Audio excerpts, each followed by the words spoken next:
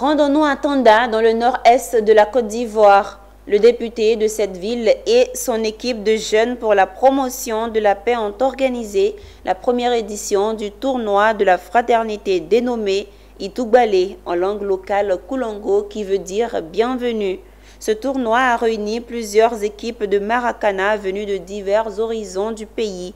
Objectif: sensibiliser à travers le sport et surtout le Maracana à la culture de la paix et de la non-violence, suivant le compte-rendu de notre correspondant Anissé Kouadio.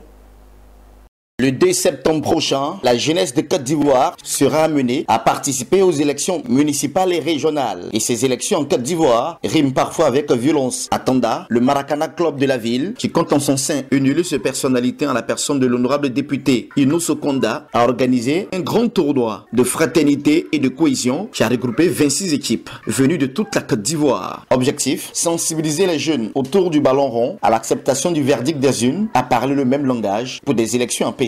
C'est une invite à tous les jeunes à se mettre ensemble et surtout à prôner des valeurs cardinales qui peuvent nous aider, nous jeunesse, à avoir un avenir prometteur. C'est des valeurs de cohésion, des valeurs de paix et surtout des valeurs de vivre ensemble. Sur tout le territoire ivoirien, ils savent très bien que nous participons à presque tous les tournois. Il faut primer sur le fair play, il faut primer la paix. Tant qu'on peut mener des actions qui mènent vers la paix, voilà.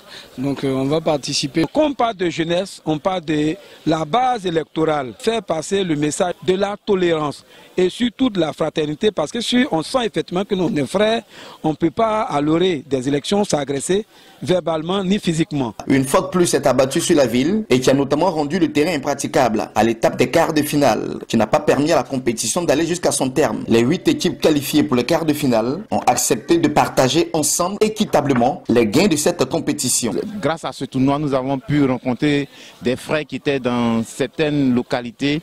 Aujourd'hui, au finish, la cohésion scellée et une jeunesse qui a été sensibilisée à prendre toute sa part de responsabilité pour qu'il y ait des élections municipales et régionales sans violence sur l'étendue du territoire national.